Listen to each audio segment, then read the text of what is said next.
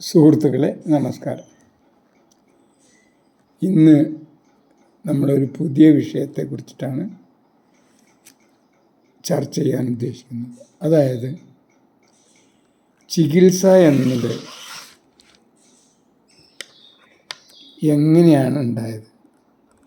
യഥാർത്ഥത്തിൽ ചികിത്സ എന്നത് ആവശ്യമുണ്ടോ?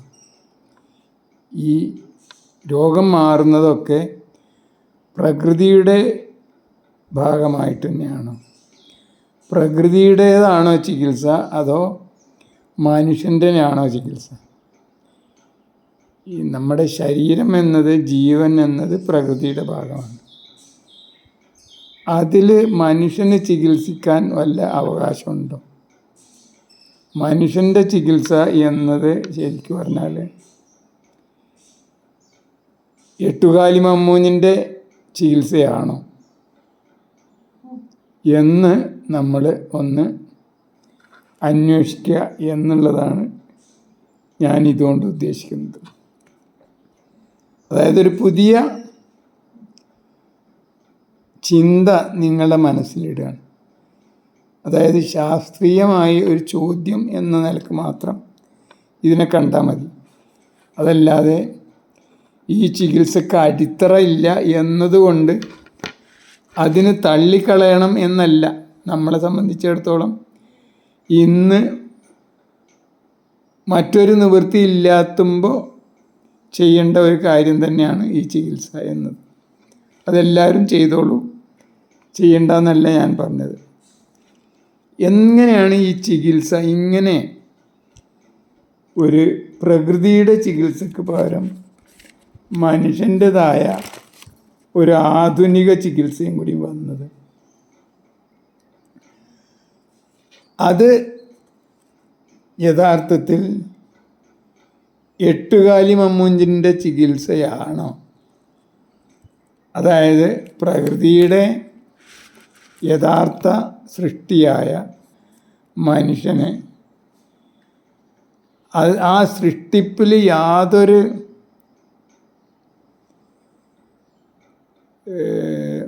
പങ്കോ അല്ലെങ്കിൽ പ്രവർത്തനമോ ചെയ്യാത്ത മനുഷ്യൻ അല്ലെങ്കിൽ ആധുനിക ചികിത്സകൻ, അവൻ്റെ ചികിത്സകൾ കൊണ്ടാണ് രോഗം മാറിയത്. നിങ്ങൾക്ക് എട്ടുകാലി മമ്മൂഞ്ഞിൻ്റെ കഥ അറിയായിരിക്കാം. പ്രസിദ്ധനായ, എൻ്റെ അഭിപ്രായത്തിൽ ലോകത്ത് തന്നെ ഏറ്റവും മനോഹരമായ കഥകൾ, നോവലുകൾ രചിച്ച, ലോകത്തെ മുഴുവൻ വെറും തൻ്റെ ആ ഹാസ്യമായ രീതിയിൽ ലോകത്തെ മുഴുവൻ കണ്ട വൈക്കം മുഹമ്മദ് ബഷീറിൻ്റെ ഒരു കഥാപാത്രമാണ് എട്ടുകാലി മമ്മൂഞ്ഞ്. നാട്ടിലെവിടെ ഒരു ഗർഭമുണ്ടായാലും അതൊക്കെ ഞമ്മൻ്റെയാണ് എന്ന് പറയുന്ന ഒരു ഹാസ്യ കഥാപാത്രം. ആ കഥാപാത്രത്തിനെ പോലെയാണോ മാനവ ചികിത്സകൾ, മനുഷ്യൻ്റെ ചികിത്സകൾ, ആധുനിക ചികിത്സകൾ? ആധുനിക ചികിത്സകൾ എന്നാണ് ഞാൻ ഉദ്ദേശിച്ചത് വെറും ആയുർവേദം, പാശ്ചാത്യ ചികിത്സയായ മോഡേൺ ചികിത്സ, ആധുനിക ചികിത്സ, യൂനാനി, ഹോമിയോ, അക്യുപങ്ക്ചർ എന്ന് മാത്രമൊന്നുമല്ല. അതിൻ്റെ കൂടെ തന്നെ നമുക്ക് ഈ ആധുനിക ചികിത്സ എന്ന് പറയാവുന്ന ഘട്ടത്തിലാണ് മുടി, പോട്ട, കീറിമുറി, കീമോ, റേഡിയേഷൻ, ഇങ്ങനെയുള്ള എല്ലാ ചികിത്സകളും യഥാർത്ഥത്തിൽ എട്ടുകാലി മമ്മൂഞ്ഞിൻ്റെ അവകാശവാദങ്ങളാണ് എന്നത് സംശയമുണ്ടാകുന്ന രീതിയിൽ കാര്യങ്ങൾ വന്നുകൊണ്ടിരിക്കുന്നു എന്നർത്ഥം. അപ്പം ഞാൻ പറഞ്ഞു വന്നത് അതിനുള്ള പ്രധാന കാരണം മനുഷ്യൻ്റെ കളവ് പറയാനുള്ള, നുണ പറയാനുള്ള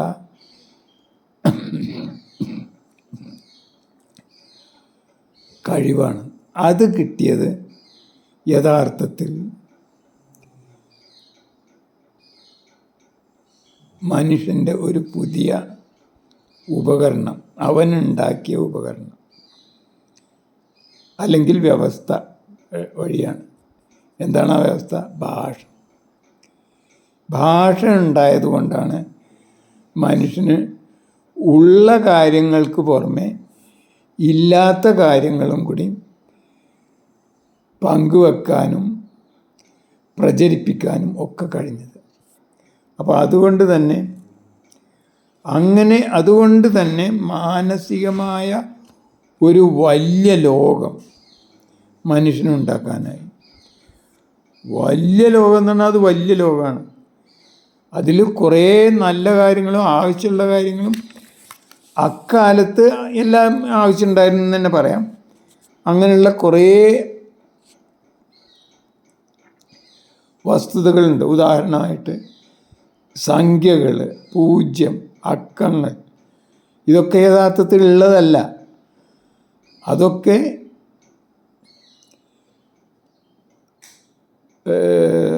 എന്താണ് പറയുക, ശരിക്കും പറഞ്ഞാൽ അമൂർത്തമായ വസ്തുക്കളാണ്. മൂർത്തമായ വസ്തുക്കളേ അല്ല അതൊന്നും. ഈ അമൂർത്തമായ പ്രപഞ്ചത്തിലേക്ക് കടക്കാൻ കഴിഞ്ഞത്, അല്ലെങ്കിൽ ആ അമൂർത്തമായ പ്രപഞ്ചത്തെ നമുക്ക് സ്വന്തമാക്കാൻ കഴിഞ്ഞത് ഈ ഭാഷ എന്ന സാധനമുള്ളതാണ്. അപ്പം ഞാൻ പറഞ്ഞു വന്നത്, ഇന്ന് നമ്മൾക്കൊക്കെ എല്ലാവർക്കും അറിയാം, ഈ രോഗങ്ങൾ എന്നത് പ്രകൃതിയിൽ ഉണ്ടാവുന്നതാണ്. എപ്പോഴൊക്കെ നമ്മൾ പ്രകൃതി ഈ അതീതമായിട്ടോ പ്രകൃതിയേതരമായിട്ടോ പ്രകൃതി വിരുദ്ധമായിട്ടോ എന്തെങ്കിലും ചെയ്താൽ പ്രകൃതി നിയമങ്ങൾ അനുസരിച്ച് തന്നെ നമ്മളെ ശരീരം ഇങ്ങോട്ട് പ്രതികരിക്കാൻ തുടങ്ങും. ഇപ്പോൾ ഉദാഹരണമായിട്ട് കൂടുതൽ ആഹാരം കഴിച്ച് നെയ്യൊക്കെ കൂടുതൽ കഴിച്ചാൽ ജലദോഷം വരും. അപ്പോൾ ജലദോഷത്തെ തടയുക എന്നുള്ളത് നമുക്ക് ആവശ്യമാണ്. അപ്പോഴാണ് നമ്മൾ അതിന് ആ ഗുളിക കഴിച്ചാൽ മതി, ഈ മരുന്ന് കഴിക്കണം. നേരെ മറിച്ച് അതിനവിടെ ഒന്ന് അകത്തേക്ക് കൊടുക്കുന്നത് കൂടുതലായതുകൊണ്ടാണ് പുറത്തേക്ക് വരുന്നത് എന്ന സാമാന്യബോധം ഉണ്ടായാൽ മതി. അത് സാധാരണ നിലക്ക് നമുക്കുണ്ടാവില്ല. അതിന് പകരം ഇതൊക്കെ വല്ല എക്സ്പേർട്സാണ് അല്ലെങ്കിൽ വിദഗ്ധരാണ് തീരുമാനിക്കുന്നത്. അപ്പോഴാണ് നമ്മളെ ഈ മാനസിക ലോകത്തിൻ്റെ പണിവിടെ വരുന്നത്. അവിടെയാണ് യഥാർത്ഥത്തിൽ ഇതൊക്കെ കാരണം വേറെയാണ്. അതായത്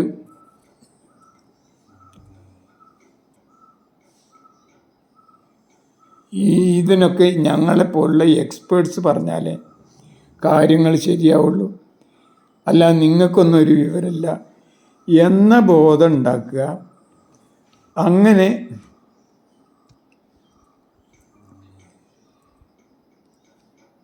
പുതിയ ഔഷധങ്ങൾ വന്നോ എന്നാണ് ഞാൻ സംശയിക്കുന്നത്. അതായത് ഞാൻ പറഞ്ഞു വന്നത്, ഈ ഔഷധങ്ങളുടെ ദുരൂഹത അതൊരു ദുരൂഹം തന്നെയാണ്, ഒരു റിഡിലാണത്. ഈ ഔഷധം കഴിച്ചാൽ അസുഖം മാറും എന്നത് യഥാർത്ഥത്തിലുള്ളതാണോ? അത് യഥാർത്ഥത്തിൽ അങ്ങനെയല്ല. ഈ ടൈം എന്ന ഒരു സാധനമുണ്ട്, സമയം അല്ലെങ്കിൽ മാറ്റം. അതുള്ള ഒരു ജന്തുവാണ്, ഉള്ളതാണ് ഇവിടെയുള്ള എല്ലാ ജീവികളും. ജീവികൾ മാത്രമല്ല, ജീവനില്ലാത്ത വസ്തുക്കളും എന്നാണല്ലോ നമ്മുടെ ആപേക്ഷികതാ സിദ്ധാന്തം പറയുന്നത്. അപ്പോൾ അതുകൊണ്ട് തന്നെ ആ ടൈമിൻ്റെ മാറ്റം തന്നെയാണോ, സമയത്തിന് അനുസരിച്ച മാറ്റമാണോ യഥാർത്ഥത്തിൽ രോഗം മാറാനുള്ള കാരണം എന്ന ഒരു സംശയം നമുക്കുണ്ട് നടത്താം. എന്തായാലും ഈ മനുഷ്യന് രോഗങ്ങളുണ്ടായപ്പോൾ അവൻ വേണ്ടാത്ത വസ്തുക്കൾ അല്ലെങ്കിൽ പ്രകൃതി വിരുദ്ധമായത്, പ്രകൃതി നിശ്ചയിക്കാത്ത വസ്തുക്കൾ അകത്തേക്ക് കൊടുക്കാൻ തുടങ്ങിയപ്പോൾ, ഉദാഹരണമായിട്ട് നമ്മൾ വേവിക്കാൻ തുടങ്ങിയപ്പോൾ അതിലേക്ക് കുറേ നമ്മളെ ഭക്ഷണത്തിലേക്ക് അതുവരെ കഴിക്കാത്ത പല വസ്തുക്കളും കഴിക്കാൻ തുടങ്ങി. അപ്പോൾ അതിന് രുചി ഇല്ലാതായി. അപ്പോൾ അതിന് രുചി ഉണ്ടാക്കാനായിട്ട് ഉപ്പ്, മുളക്, പിന്നെ മസാലകൾ ഇതൊക്കെ ചേർക്കാൻ തുടങ്ങി. അങ്ങനെ അങ്ങനെ അങ്ങനെ അങ്ങനെ അങ്ങനെ നമ്മൾ എത്ര കണ്ട് പ്രകൃതിയിൽ നിന്ന് മാറി മാറി പോകുന്നോ അതിനനുസരിച്ച് പല പല പ്രകൃതി ഏതരങ്ങളായ അനുഭവങ്ങളും, വേദന, വയറിളക്കം, ഛർദി, പനി, പരുക്കൾ, കുരുക്കൾ, മുഖക്കുരു, ഇങ്ങനെയുള്ള വസ്തുക്കളൊക്കെ ഉണ്ടായപ്പോൾ ഈ അസുഖങ്ങളെ മാറ്റാൻ, അതൊക്കെ സുഖമില്ലാത്ത അല്ലെങ്കിൽ രോഗങ്ങളൊന്നും തന്നെ മനുഷ്യനിട്ടുള്ളതല്ല, അതില്ലാതാക്കാനായിട്ട് 3 രീതിയിൽ ആദ്യമൊക്കെ വെറും അനുഭവങ്ങളായിരിക്കണം. അതായത് time tested experience, time tested സമയപരിശോധനയാൽ ആദ്യം കുറേ ഔഷധങ്ങൾ എന്ന് പറയുന്നുണ്ടായി. ഈ ഔഷധങ്ങൾ ആണ് ആദ്യമായിട്ടുണ്ടായിരുന്നത്. അതൊക്കെ ആ പ്രാകൃത കാലത്ത് വെറുതെ നമ്മളെ ചുറ്റുപാടുകളിലുള്ള സാധാരണ രീതിയിൽ നിന്ന് വ്യത്യസ്തമായ ഔഷധങ്ങൾ, ഉദാഹരണമായിട്ട് കുറുന്തോട്ടി, ഇങ്ങനെയുള്ള വ്യത്യസ്ത ടേസ്റ്റും നിറവും മണവുമുള്ള വസ്തുക്കളെ കൊണ്ടാണ് അതുണ്ടായത്. അതിന് ശേഷം പിന്നെ പരീക്ഷണങ്ങൾ നടത്താൻ തുടങ്ങി. ഈ എന്തെങ്കിലും ഒരു അസുഖം ഉണ്ടെങ്കിൽ ഈ സാധനം കൊടുത്താൽ അത് മാറുന്നുണ്ടോ എന്ന് നോക്കി അതാണ് പിന്നീട് നടന്നത്. ലാബുകൾ മാത്രമല്ല, ഈ പരീക്ഷണങ്ങൾ സാധാരണ രീതിയിലുള്ള ലാബുകൾ എന്നോ ജീവിത ലാബുകൾ തന്നെയായിരുന്നു. അതാണ് യഥാർത്ഥത്തിൽ നമ്മളെ രണ്ടാമത്തെ ചികിത്സയായിട്ട് വരുന്നത്. ഈ നമ്മുടെ മുൻകാലം, അതായത് ഇന്നത്തെ ഈ ആധുനിക സയൻസ് ഉണ്ടാകുന്നതിൻ്റെ മുമ്പുള്ള ചികിത്സ, ആയുർവേദം, നാട്ടുചികിത്സകൾ, വീട്ടുചികിത്സകൾ, സംസ്കാരത്തിലൂടെ ഉയർന്നു വന്ന ചികിത്സകൾ, അതൊക്കെ അങ്ങനെ അതിൽപ്പെടുത്താം നമുക്ക്. നേരെ മറിച്ച് ആധുനിക കാലം പറഞ്ഞാൽ 20-ാം നൂറ്റാണ്ടിൻ്റെ പകുതിക്ക് ശേഷം ആണ് യഥാർത്ഥത്തിൽ ഗവേഷണങ്ങൾ തുടങ്ങിയത്. ഈ ഗവേഷണങ്ങൾക്ക് വളരെ കൂടുതൽ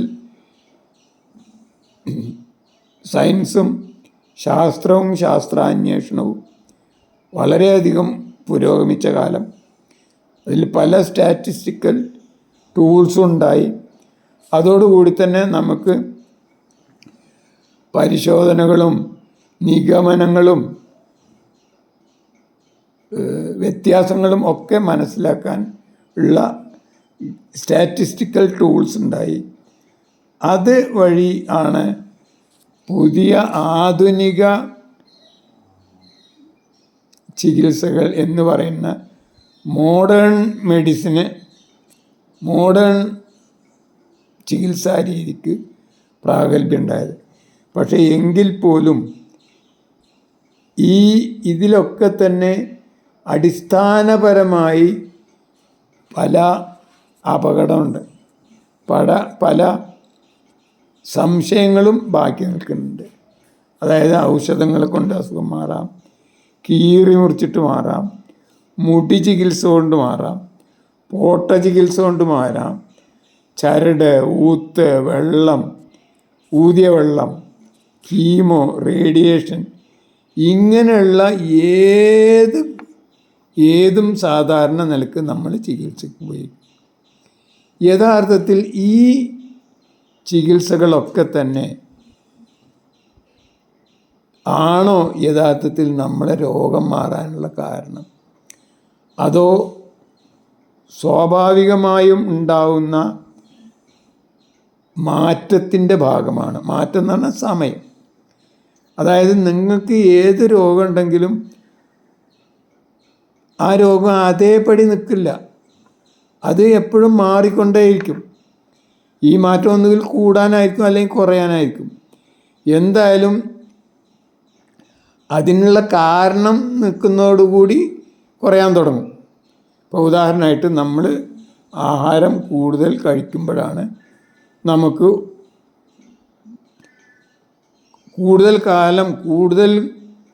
നിരന്തരമായി കൂടുതൽ കാലം കഴിക്കുമ്പോഴാണ് തടി കൂടുന്നത്. എപ്പോൾ നമ്മൾ ആഹാരം കഴിക്കുന്നത് നിർത്തുന്നോ അതോടുകൂടി തടി കുറയാൻ തുടങ്ങും. അതേപോലെ തന്നെയാണ് പ്രമേഹമായിക്കോട്ടെ, പ്രഷറായിക്കോട്ടെ. എന്തായാലും ഞാൻ അങ്ങോട്ടൊന്നുമല്ല കിടക്കുന്നത്. എന്തായാലും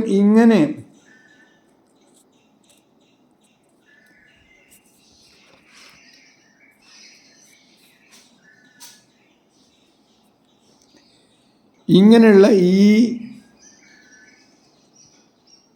അസുഖങ്ങൾക്കൊക്കെ യഥാർത്ഥത്തിൽ പ്രകൃതിയുടെ സ്വാഭാവികമായ മാറ്റമാണോ കാരണം, അതല്ല ഈ ചികിത്സ കൊണ്ടാണോ?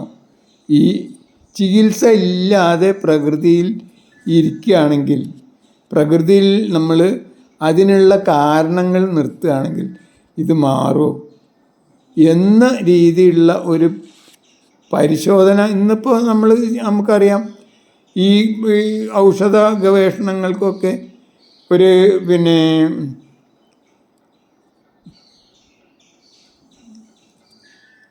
പ്ലസീബോ ഇഫക്റ്റ് ഉണ്ട് എന്നുള്ളതും അറിയാം.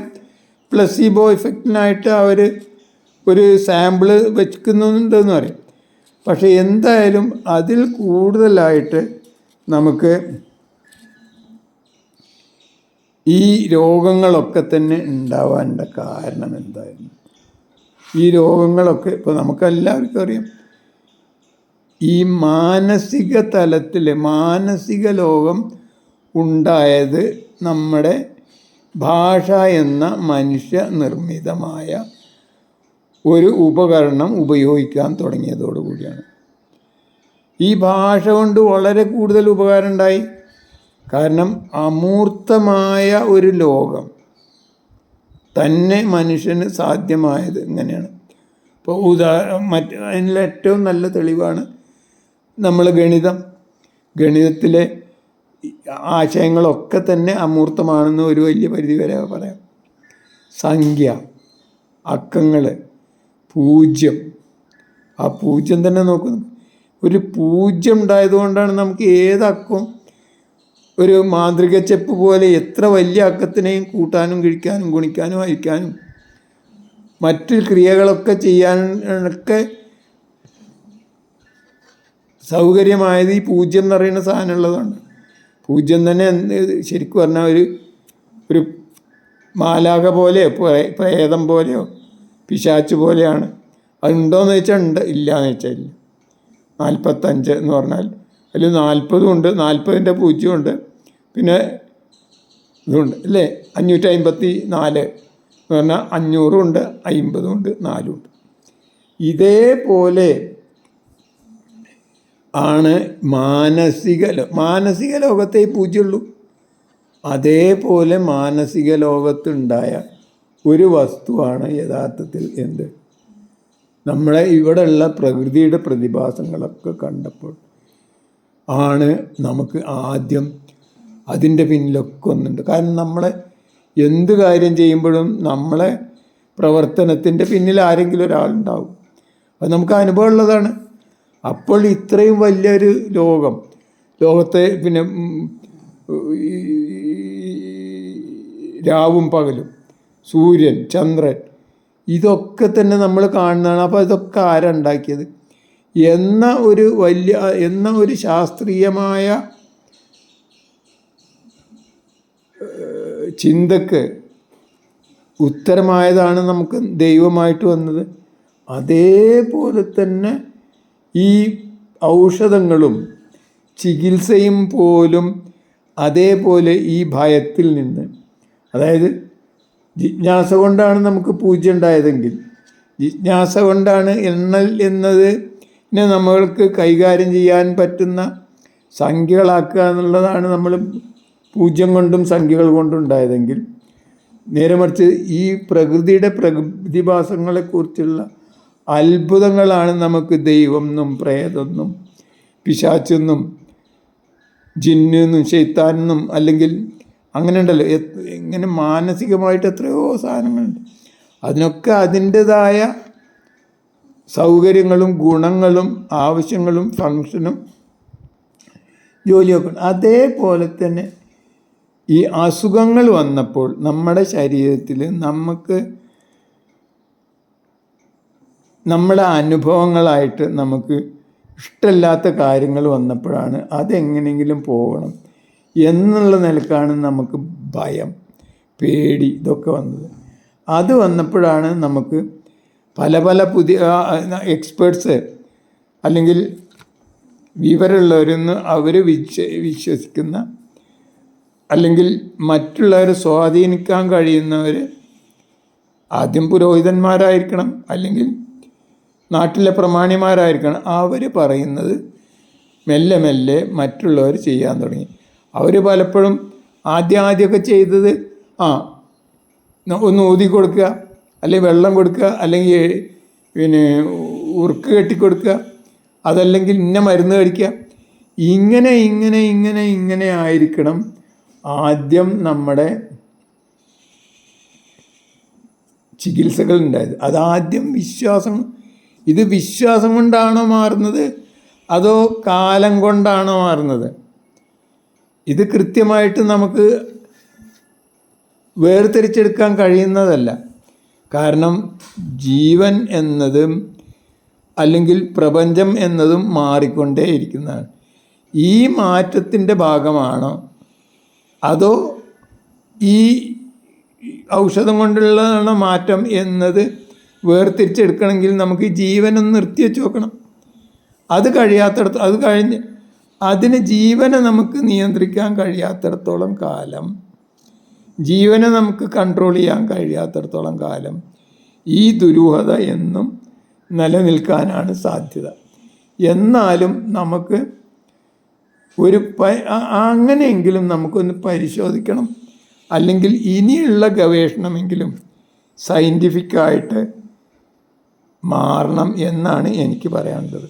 അപ്പോൾ അങ്ങനെ കൂടുതൽ സത്യത്തിലേക്ക്, ശരിയിലേക്ക് പോവുക എന്നുള്ളതാണ് നമ്മൾ ചെയ്യേണ്ടത്. ഇപ്പം ഞാനീ പറഞ്ഞതുകൊണ്ട് ഇപ്പം നിലവിലിരിക്കുന്ന ചികിത്സാ രീതികളെ ഒന്നും തന്നെ തള്ളിക്കളയണമെന്നല്ല പറയണത്. നമുക്ക് വിശ്വാസമുള്ളത്, നമുക്ക് ശരിയാണെന്ന് തോന്നുന്നത്, നമുക്ക് ഉപകാരപ്രദമാവുന്നത്, നമുക്ക് അനുഭവമുള്ളത് ഉപയോഗിച്ചിട്ട് നമ്മൾ ജീവിക്കാൻ ശ്രമിക്കുക തന്നെ വേണം. കാരണം നമുക്ക് നേരിട്ട് പ്രകൃതിയുമായിട്ടോ അല്ലെങ്കിൽ ഇതുണ്ടാക്കിയ ആൾക്കാരുമായിട്ടോ നേരിട്ട് ബന്ധപ്പെടാനുള്ള യാതൊരു വകുപ്പുമില്ല. അപ്പോൾ അതുകൊണ്ട് തന്നെ നമ്മൾ ഒന്നുകൊണ്ടും ബേജാറാവേണ്ടതില്ല. നമുക്ക് ഏറ്റവും ശരിയെന്ന്, അത് നിങ്ങൾക്ക് ചിലപ്പോൾ പോട്ടയിലായിരിക്കണം, ആയിക്കോട്ടെ, അല്ലെങ്കിൽ മുടി ചികിത്സ ആയിരിക്കും, ആയിക്കോട്ടെ, ഇനി അതല്ലെങ്കിൽ വല്ല വെള്ളം കുടിച്ചാൽ മാറുമെന്ന് നിങ്ങൾക്ക് തോന്നുന്നുണ്ടെങ്കിൽ അതായിക്കോട്ടെ. ഇനി അതല്ല ആയുർവേദം, അലോപ്പതി, യൂനാനി, ഹോമിയോ എന്തൊക്കെ ഉണ്ടോ അതൊക്കെ നിങ്ങൾക്ക് ചെയ്യാവുന്നതാണ്.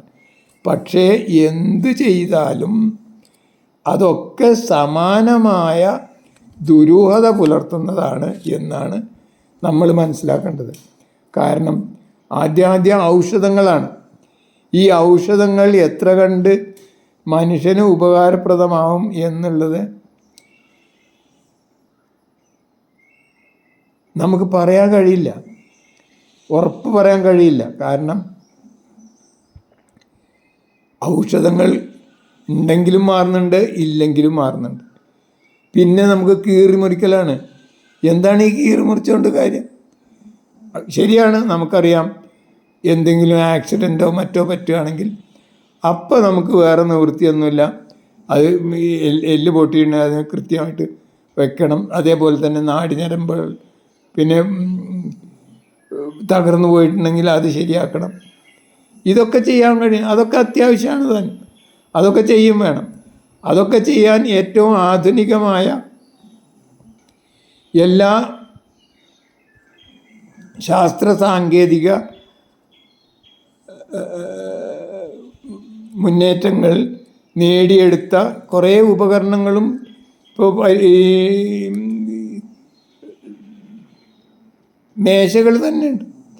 അപ്പോൾ അതനുസരിച്ച് അതൊക്കെ ഉപയോഗിച്ചിട്ട് നമ്മൾ ഏറ്റവും ആധുനികമായ രീതിയിൽ ഒരു ഓപ്പറേഷൻ തിയേറ്ററിൽ തന്നെ പോയിട്ട് ഇതൊക്കെ ചെയ്യുന്നതാണ്. നേരെ മറിച്ച് ഈ ഓപ്പറേഷൻ തിയേറ്റർ ഉപയോഗിച്ചിട്ട് ആളെ പറ്റിക്കുന്ന പരിപാടിയുണ്ട്. ഇപ്പോൾ ഉദാഹരണമായിട്ട് പ്രമേഹം ഉണ്ടെങ്കിൽ ഈ വിരലൊക്കെ മുറിച്ച് കളയുന്നു. അത് സെൻസേഷൻ നഷ്ടപ്പെടും. അത് സെൻസേഷൻ നഷ്ടപ്പെടാൻ ഉള്ളത് നമ്മൾ മുറിച്ച് കളഞ്ഞാൽ സെൻസേഷൻ വരുമോ? ഇല്ല. അത് മുറിച്ച് കളഞ്ഞു തന്നെ ഉള്ളൂ. അത് ഇല്ലാതാവണമെങ്കിൽ നമ്മൾ അതിനുള്ള കാരണം എന്താണോ അത് നമ്മൾ ഇല്ലാതാക്കുന്ന വേണം. ഇപ്പോൾ സെൻസേഷൻ ഇല്ലാതാക്കിയത്, ഇപ്പോൾ ആദ്യം വിരൽ മുറിക്കും, പിന്നെ കാല് മുറിച്ച ആൾക്കാരെ വരെ കണ്ടിട്ടുണ്ട്. അതുകൊണ്ട് അതൊക്കെ അസുഖം മാറലാണ്, അതുകൊണ്ട് മാറുന്നില്ലല്ലോ. അപ്പോൾ അങ്ങനെ ഇതൊക്കെ നല്ലതാണ്. ആർക്ക്? അത് കാശുണ്ടാക്കുന്നതാണ്, അല്ലെങ്കിൽ ആശുപത്രിക്കാർക്ക് എന്നേ എനിക്ക് പറയാനുള്ളൂ. എന്തായാലും ഈ രോഗങ്ങളൊക്കെ അല്ലെങ്കിൽ ചികിത്സകളൊക്കെ ഉണ്ടാവാനുണ്ടായ കാരണം യഥാർത്ഥത്തിൽ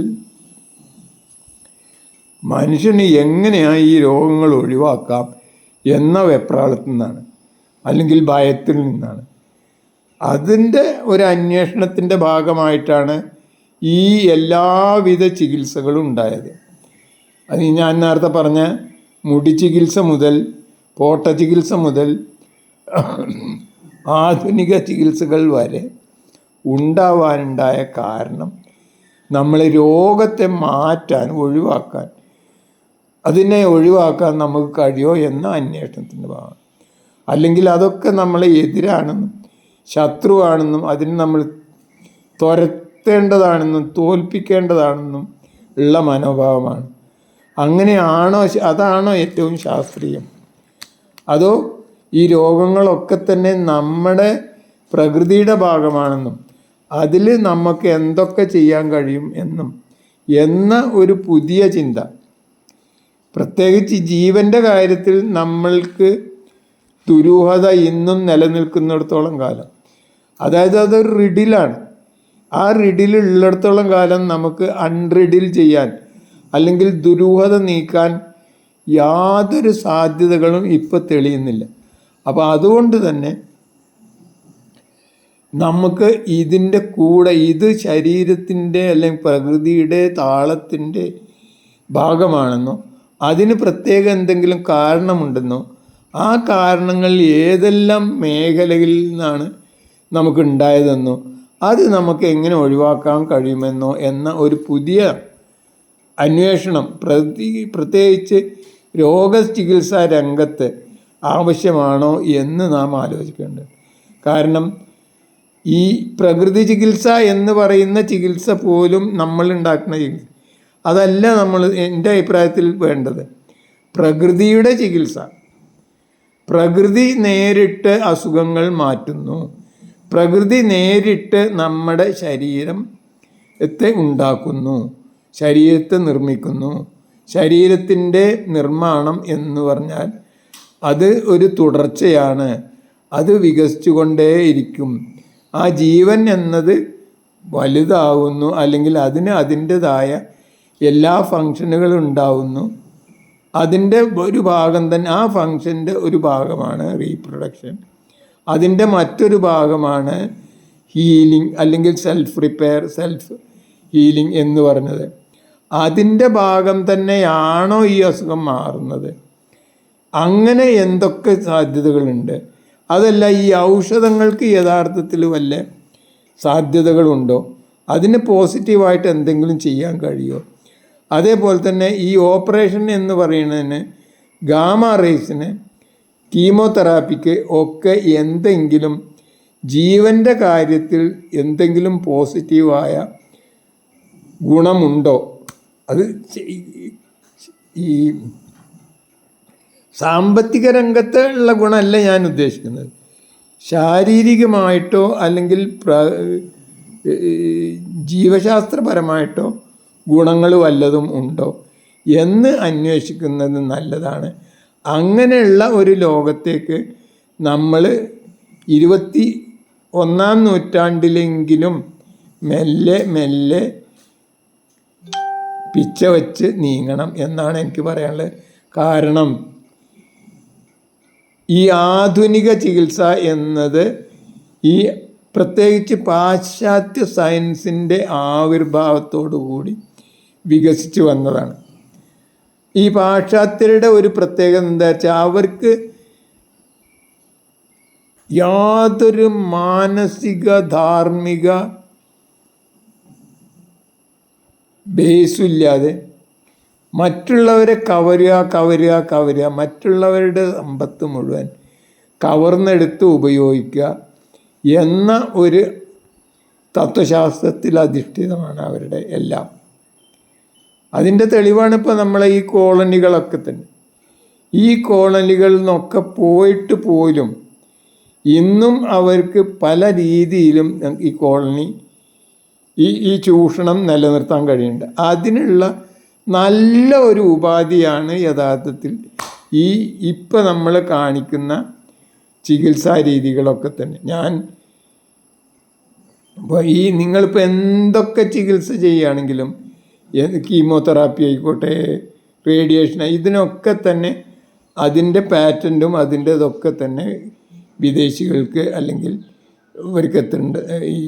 ഈ പറഞ്ഞ ആർത്തിമൂത്ത് കണ്ണ് കാണാത്ത പാശ്ചാത്യ ലോകത്തിന് എത്തിക്കൊണ്ടിരിക്കുന്നുണ്ട് എന്നത് നാം മനസ്സിലാക്കുന്നു. ഇന്നിപ്പോൾ നമുക്ക് മനസ്സിലാക്കാൻ കഴിയുന്നില്ല എന്നുള്ളതൊരു ശരിയാണ്. പക്ഷേ ഒരാൾ ചൂഷണം ചെയ്യാതെ എല്ലാവരും സ്വന്തം ജീവിക്കുക, സ്വന്തം വിഭവം, തൻ്റെ ചുറ്റുപാടുകളിലുള്ള തൻ്റെ രാജ്യത്തുള്ള വിഭവങ്ങളെ പരമാവധി ഉപയോഗിച്ച് പങ്കുവെച്ച് ജീവിക്കാൻ കഴിയുന്ന ഒരവസ്ഥ. കാരണം ഇന്ന് അത്രത്തോളം ഉപകരണങ്ങൾ നമുക്ക് ഉണ്ടാക്കാൻ കഴിഞ്ഞിട്ടുണ്ട്. ഒരാൾക്ക് പണ്ട് ചെയ്തിരുന്നതിൻ്റെക്കാളും 100 ഇരട്ടി ജോലി ചെയ്യാനുള്ള സൗകര്യങ്ങൾ ഭൗതികമായിട്ടാണെങ്കിലും മാനസികമായിട്ടാണെങ്കിലും ചെയ്യാനുള്ള ഉപകരണങ്ങളുടെ വികാസം കൊണ്ടും പുരോഗതി കൊണ്ടും നമുക്ക് എത്തിയിട്ടുണ്ട്. അപ്പോൾ ഇനിയെങ്കിലുമുള്ള ചൂഷണം നിർത്തുക. അത് നിൽക്കുന്നതോടു കൂടി, അതായത് ഞാൻ പച്ചക്കണ് പറഞ്ഞാൽ ഈ പാശ്ചാത്യ ലോകത്തിൻ്റെ അല്ലെങ്കിൽ നാറ്റോ ശക്തികളുടെ അല്ലെങ്കിൽ കോളനി ശക്തികളുടെ മറ്റ് രാജ്യങ്ങളിലെ വിഭവങ്ങളെ ചൂഷണം ചെയ്യണം എന്ന ആ തത്വശാസ്ത്രം ഇല്ലാതാവുന്നതോടു കൂടിയെങ്കിലും ഇങ്ങനെ നമ്മളെ ആരോഗ്യരംഗത്തെ, ചികിത്സാ രംഗത്തെ ഒരു മാറ്റം ഉണ്ടാവും എന്ന പ്രതീക്ഷയോടുകൂടി നിർത്തട്ടെ. ജയ് ഹിന്ദ്, ജയ് ജഗത്, ജയ് ജീവൻ.